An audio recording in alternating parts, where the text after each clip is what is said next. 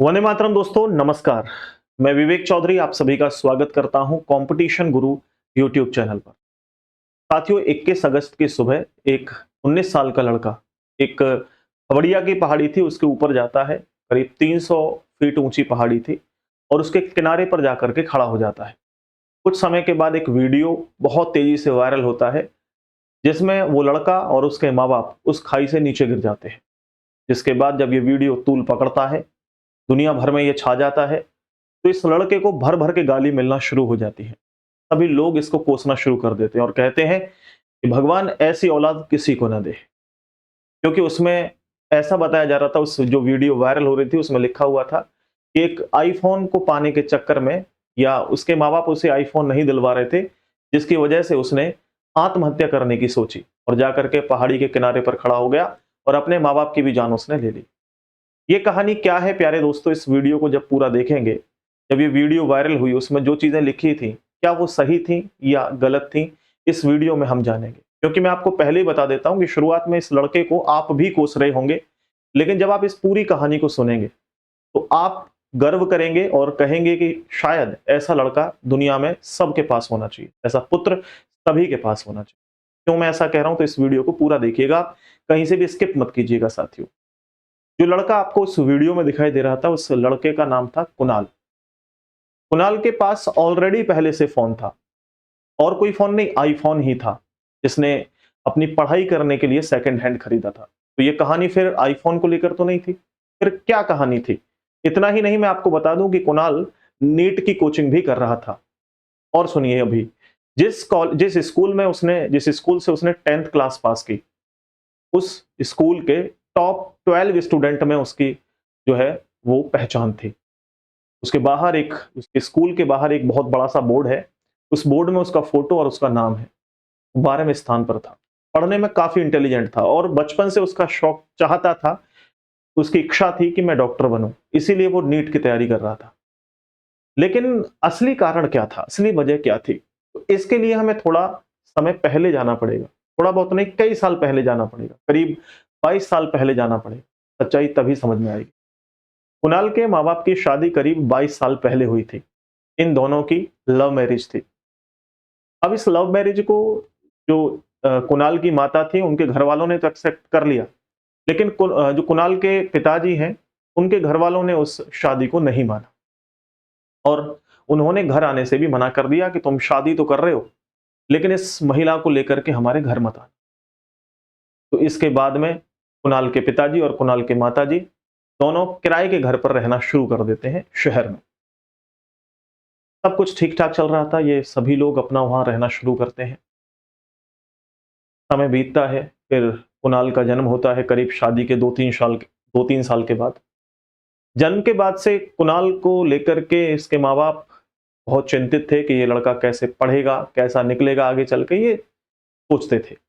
लेकिन समय बीतता है, कुणाल पढ़ने में इंटेलिजेंट निकलता है, काफ़ी इंटेलिजेंट था और जैसा कि माँ-बाप का सपना होता है कि हमारा लड़का उस हिसाब का हो, बिल्कुल ऐसा ही था कुणाल। कुणाल अपने माँ-बाप से बेहद प्यार करता था। उसके माँ-बाप भी उससे बहुत प्यार करते थे। उसके माँ-बाप उसे जान भी दे सकते थे, इतना प्यार करते थे। सब कुछ ठीक चल रहा था। सब कुछ बहुत बढ़िया। जीवन आनंदित था। लेकिन करीब 4 महीने पहले की बात है। 4 महीने पहले कुणाल के पिताजी यानी मुरलीधर, उनके पिताजी का नाम था मुरलीधर। मुरलीधर के भांजे की मौत हो जाती है किसी कारण से। ये खबर मुरलीधर तक पहुँचती है। तो मुरलीधर कहते हैं कि मैं गाँव घूम के आता हूँ और मेरा भांजा खत्म हो गया है, मैं देख कर के आता हूँ। तो उसकी पत्नी भी कहती है, ठीक है, काफ़ी दिन हो गए, आप अपने गाँव नहीं गए, चले जाओ, देख के आओ। तो यह कह कर के वो वहाँ से निकल जाता है और अपने गाँव पहुँच जाता है। जब वह अपने गाँव पहुँचता है, तो उसकी बहन, उसके माँ-बाप और उसके जो घर परिवार के लोग थे, वो उससे मिलते हैं, बात करते हैं, बातचीत करते हैं, लेकिन वो उसको वापस भेजने से मना कर देते हैं। वो कहते हैं कि अब तुम यहाँ से नहीं जाओ। मुरलीधर से कहते हैं कि तुम यहाँ से अब नहीं जाओगे, यहीं रहो, और उसे पूरे तरीके से अपने वश में कर लेते हैं। अब मुरलीधर भी धीरे-धीरे सोचता है कि हाँ, ये ठीक कह रहे हैं कि अब मैं वहाँ जाके क्या करूँगा, यहीं रहूँगा, यहीं खेती-बाड़ी करूँगा। लेकिन वहाँ उसकी पत्नी और कुणाल, यानी उसका पुत्र मुरलीधर का, ये दोनों इंतज़ार करते हैं वहाँ शहर। लेकिन महीनों बीत जाते हैं। वो शहर में आता भी है, अपने लड़के से, अपने बच्चे से मुलाकात भी करता है, लेकिन साथ नहीं रहता। यानी दोनों उसके माँ-बाप अलग-अलग हो चुके थे। काफ़ी कुणाल समझाने की कोशिश करता है, बहुत कोशिश करता है। कई बार प्रयास ये करता है कि वो दोनों लोगों को इस तरह से समझाए कि दोनों साथ रहें। हालाँकि कुणाल के जो पिताजी थे वो उससे बहुत प्यार करते थे। कुछ भी चीज़ें वो माँगता था तो उसको तुरंत दिया करते थे, हमेशा। ऐसे ही उसकी माँ भी उससे बहुत प्यार करती थी। वो भी अगर किसी भी चीज़ की अगर ज़रूरत होती थी कुणाल को तो वो तुरंत ला करके दिया करती थी। मिडल क्लास फैमिली से थे, ऐसा भी नहीं कि बहुत अमीर हों, ऐसा भी नहीं कि दोनों गरीब ही हों। मिडल क्लास फैमिली से थे, छोटी-मोटी जिद भी वो पूरा कर दिया करते थे। जैसे कि आईफ़ोन की बात जैसे सामने निकल के आई तो उन्होंने काफ़ी समय पहले आईफ़ोन कुणाल को दिलवा दिया था, हालाँकि पढ़ाई के लिए। क्योंकि अगर उसे केवल फ़ोन का शौक होता, तो उसका जो पोस्टर स्कूल पे लगा हुआ था, टॉप 12 स्टूडेंट्स के अंदर, तो शायद नहीं होता। क्योंकि अगर कोई मोबाइल का बहुत ज़्यादा लगने वाला व्यक्ति होता है, कोई स्टूडेंट होता है, तो वो पढ़ने में अच्छा नहीं होता। ये पढ़ने में बहुत इंटेलिजेंट था। तो ये कहानी एक तरफ थी। तो अब ये अपने माँ-बाप को समझाने की काफ़ी कोशिश करता है, कई बार असफल होता है। फिर इसके दिमाग में एक ड्रामा क्रिएट करने का आता है। अब ये सोचता है कि क्यों ना मैं एक इमोशनल इनको ब्लैकमेल करूँ और इस तरह का प्लान बनाऊँ कि ये माँ-बाप मेरे, यानी कि माँ तो उसकी मानी हुई थी, लेकिन बाप नहीं मान रहा था, पिताजी नहीं मान रहे थे, मुरलीधर नहीं मान रहा था। तो किस तरह से मुरलीधर जी को समझाया जाए, कैसे अपने पापा को समझाया जाए, यही प्रयास, यही चीज़ उसके दिमाग में चल रही थी। उम्र बहुत ज़्यादा नहीं थी, 19 साल बहुत ज़्यादा उम्र नहीं होती है। हर चीज़ें समझ में नहीं आती हैं, धीरे-धीरे व्यक्ति जब समझदार होने लगता है, जब उसके ठोकरें लगती हैं, दुनिया से मुलाकात करता है, तब समझदार होता है। एज एक बहुत ज़्यादा मायने नहीं रखती है, क्योंकि कई बार आप देखेंगे कि अगर माँ-बाप कम प्यार करने वाले हैं, तो बच्चा जल्दी समझदार हो जाता है। माँ-बाप ज़्यादा प्यार करने वाले होते हैं, तो बच्चा थोड़ा देरी से समझदार होता है, देरी से मैच्योर होता है। शायद यही चीज़ कुणाल के साथ भी थी। ये बहुत प्यार करता था अपने माँ-बाप से। तो अब इसके माँ-बाप को ये काफ़ी समझाने का प्रयास करता है। आखिरी उसके दिमाग में एक चीज़ आती है कि क्यों ना मैं अपनी आत्महत्या का ड्रामा करता हूँ। मैं अपने माँ-बाप से कहता हूँ कि मैं आत्महत्या करूँगा और पहाड़ी पर ऊपर जाकर के कूदूँगा, अन्यथा आप दोनों एक साथ हो जाओ। अगर हो जाएँगे तो ठीक है, डराने की कोशिश करता हूँ। इसीलिए कुणाल 21 अगस्त को उस 300 फीट ऊँची पहाड़ी पर चढ़ जाता है। वहाँ जाकर, उस पहाड़ी पर जाकर के वो अपने घरवालों के पास फ़ोन करता है और कहता है कि मैं अब आत्महत्या करने वाला हूँ, क्योंकि मैं इस तरह से अपने जीवन को नहीं जी सकता। मैं अपने माँ-बाप से बहुत प्यार करता हूँ और तुम दोनों दूर-दूर रहते हो, ये मुझे अच्छा नहीं लगता, इसलिए मैं यहाँ से कूद करके आज जान दे दूँगा। यह सुनते ही उसकी माँ फ़ोन को लेकर के पहाड़ी की तरफ भागना शुरू कर देती है और वो जल्दी से जल्दी वहाँ पहुँचना चाहती थी जहाँ उसका बेटा कूदने का प्रयास कर रहा। ये खबर उसके पिताजी तक जाती है। जब ये खबर उसके पिताजी तक पहुँचती है तो उसके पिताजी भी, क्योंकि बहुत प्यार करते थे, वो भी तेज़ी से भागना शुरू कर देते हैं और थोड़े ही समय में वो दोनों उस पहाड़ी के पास पहुँच, जहाँ देखते हैं कि उनका लड़का कुणाल एक बिल्कुल किनारे पर, इस पहाड़ी पर खड़ा हुआ है और वो कह रहा है कि मैं यहाँ से कूद रहा हूँ। लेकिन उसके माँ-बाप उसे काफ़ी समझाने का प्रयास करते हैं। धीरे-धीरे समय बीतता है, 10 मिनट, 20 मिनट, आधा घंटे। वहाँ पर धीरे-धीरे भीड़ इकट्ठा होना शुरू हो जाती है।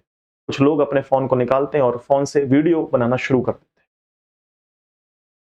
अब ये खबर पुलिस तक भी पहुँच चुकी थी, तो वहाँ पुलिस भी आ जाती है। पुलिस के साथ फायर ब्रिगेड वाले लोग भी आ जाते हैं वहाँ पे और काफ़ी कुणाल को समझाने का प्रयास करते हैं। लेकिन कुणाल पहले से बहुत परेशान था, क्योंकि वो चाहता था कि उसके माँ-बाप एक हो जाएँ, लेकिन उस बात को उसके माँ-बाप फिर भी नहीं मानते। माँ तो मान जाते, लेकिन बाप उसका फिर भी नहीं मानता है, लाख समझाने पर भी।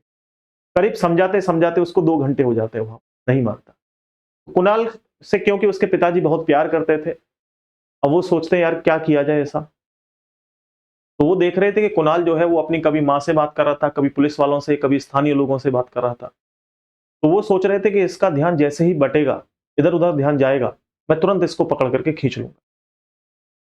जैसे ही मुरलीधर का ये प्रयास था, उसने सोचा था मुरलीधर ने कि मैं जैसे ही कुणाल का ध्यान इधर-उधर होगा, मैं तुरंत जाकर के इसे पकड़ लूँगा। उसके पिताजी बिल्कुल ऐसा ही करते।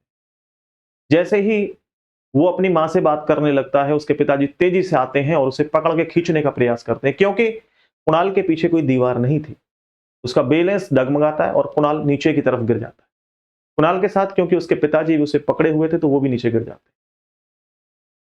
इस स्थिति को देखते हुए, इस भयानक दृश्य को देखते हुए उसकी जो माँ थी, जो माँ बैठी हुई थी साइड में, वो भी भागती हैं, और क्योंकि वो अपने जीवन को, अपने फ्यूचर को, अपने जो भी उनकी जिंदगी थी उसको तबाह होते हुए देख रही थी, तो अचानक से बिना सोचे समझे वो भी उस पहाड़ी के नीचे कूद जाते हैं। अब तीनों लोग मौके पर ही अपना दम तोड़ देते हैं। हालांकि फायर ब्रिगेड वालों ने नीचे भी प्रयास किए थे उनको बचाने के, क्योंकि पहले से ही फायर ब्रिगेड वहां पहुंच चुकी थी, और वहां पहुंच करके उन्होंने जाल भी लगाया था, उनको ऊपर से वो गिरे तो उनको बचाया जा सके, लेकिन वो जाल काम नहीं करा, क्योंकि घना वहां पे झाड़ियां थी, बहुत घनी झाड़ियां थी और बड़े बड़े पत्थर थे, और बार बार जो कुणाल था वो अपने स्थान को बदल रहा था, कभी इधर पहाड़ी के इस तरफ, कभी उस तरफ जा रहा था, तो इस कारण भी ये रहा कि वो नहीं बचा पाए, और वो उन तीनों की ऑन स्पॉट वहीं नीचे गिरने से मौत हो जाती है, क्योंकि जो बड़े बड़े पत्थर थे वो उनके चोट ज्यादा गहरी आती है, और वो तीनों ही वहां पे दम तोड़ देते हैं। कुणाल की आखिरी इच्छा जी से जी, जी से जी तो नहीं हो पाई पूरी, लेकिन मरने के बाद भी पूरी नहीं हुई। आप सोच रहे होंगे क्यों नहीं हुई? तीनों तो साथ मरे, फिर तीनों साथ ही हो गए, लेकिन ऐसा नहीं हुआ, क्योंकि कुणाल जैसा चाहता था ऐसा बिल्कुल भी नहीं हुआ। क्यों नहीं हुआ? क्योंकि इन दोनों के जो परिवार वाले थे उनके रिश्ते भी अच्छे नहीं थे। जैसा कि मैंने बताया कि कुणाल के जो अ, दादा-दादी थे या कुणाल के पिताजी के जो घर वाले थे, वो कभी भी कुणाल की माँ को अपनाना नहीं चाहते, और ना ही कभी इतने समय में उन्होंने अपनाया। तो वो कहते हैं कि हमारा लड़का जो है आपकी वजह से ऊपर से गिर गया और मर गया, तो इसकी जो डेड बॉडी है वो हमें दे दो, हम अपने गाँव ले जाकर के इसका अंतिम संस्कार करेंगे। हालाँकि काफ़ी दोनों घरवालों में प्रयास होते हैं, समझाने की कोशिश की जाती है, लेकिन नहीं मानते, और मुरलीधर को उनके घरवाले ले जाते हैं, और मुरलीधर का जो लड़का था और उनकी माँ थी, उनको माँ के घरवाले ले जाते हैं, और दोनों का अंतिम संस्कार अलग-अलग स्थानों पे किया जाता है। तो कुणाल ने जो प्रयास किया था कि वो जीते जी माँ-बाप को एक जगह कर दे, जीते जी तो ये नहीं हो पाया, और मरने के बाद भी वो ऐसा नहीं। तो साथियों, यहाँ पर जो ये दृश्य दिखाई दे रहा था, ये कुछ और ही बयाँ कर रहा था, और मैं देख रहा था कि लोग बिना इन्वेस्टिगेशन किए, बिना जानकारी साझा किए, अपनी-अपनी तरफ से तर्क देना शुरू कर देते हैं। ऐसा तर्क नहीं देना चाहिए जब तक कि सच्चाई न पता हो। मैं चाहता तो मैं 4 दिन पहले भी वीडियो बना सकता था, मैं 21 तारीख को ही वीडियो बना सकता था। लेकिन मुझे तब तक खबर एकदम शत प्रतिशत क्लियर नहीं थी, और आज आप जानते हैं सोशल मीडिया का ज़माना है, सबसे ज़्यादा झूठ बिकता है। जो जितना झूठ बोलता है उतना ज़्यादा वायरल होता है। मेरे दोस्त, ये कुणाल आपकी नज़र में कैसा था? इस कहानी को सुनने के बाद ज़रूर बताइएगा, और पहली नज़र में आपको भी इससे एक तरीके से बहुत गुस्सा आया होगा इसके ऊपर, बहुत बुरा लगा होगा आपको। लेकिन ये घटना जो थी, वो बहुत दर्दनाक थी। वाक़ई में दिल को दहला देने वाली थी। जब मैंने इस घटना को पहली बार देखा था, सच बता रहा हूँ, मुझे अचानक से एकदम बहुत उदासी आई, और बड़ा अजीब-सा फ़ील होने लगा। जीवन का कोई पता नहीं, और मुझे पहले पता नहीं था, सच में मुझे ऐसा लगा कि ये आईफ़ोन के लिए ऐसा होगा, क्योंकि वहाँ जो लोगों ने शॉर्ट वीडियोज़ डाली थी, उन वीडियोज़ में जो लिखा था, वो ऐसा ही था कि ये एक मोबाइल के लिए, एक आईफ़ोन के लिए जो है आत्महत्या की है। शुरुआत में हमें भी लगा यार आजकल मोबाइल के लिए लोग क्या-क्या कर रहे हैं, लेकिन मुझे सच्चाई तब नज़र नहीं आई थी। सच्चाई मुझे बाद में पता लगी जब मैंने अलग-अलग सोर्सेज़ से पता किया, अलग-अलग जो ऑथेंटिक चीज़ें हैं, जहाँ रियल में बातें मिलती हैं, वहाँ से मैंने रिसर्च किया, तब जाके पता। ये पूरी कहानी थी। और प्यारे दोस्तों, मैं आपको पढ़ाता हूँ रीज़निंग और हिंदी, आप लोग जानते हैं। साथ ही साथ आप लोगों को मैं दिन और दुनिया से भी अवगत कराना चाहता हूँ। तो ये कहानी आपको कैसी लगी? हालाँकि इस कहानी के जो अंदर की पूरी स्टोरी थी वो डेफ़िनेटली बहुत ही दर्दनाक थी, लेकिन मेरे द्वारा जो सुनाई गई है, इस तरह की खबरें मैं लगातार आपको सुनाता रहूँगा। ये तो नहीं कहूँगा कि अगर आपको ये कहानी अच्छी लगी हो तो लाइक करो, क्योंकि ऐसा कहना ठीक नहीं होगा। लेकिन मेरे द्वारा जो ये आपको समझाया गया है, आपको समझ में आया या नहीं आया, है ना? तो आप लोग ज़रूर एक प्यारी-सी कमेंट करके मुझे ज़रूर बताना, और मैं ईश्वर से प्रार्थना करूँगा, और आप भी करना कि ईश्वर इन तीनों आत्माओं को शांति दे, और ऐसा आगे ना हो, मैं ये भी भगवान से प्रार्थना करूँगा। आगे मेरे पास कोई शब्द नहीं है।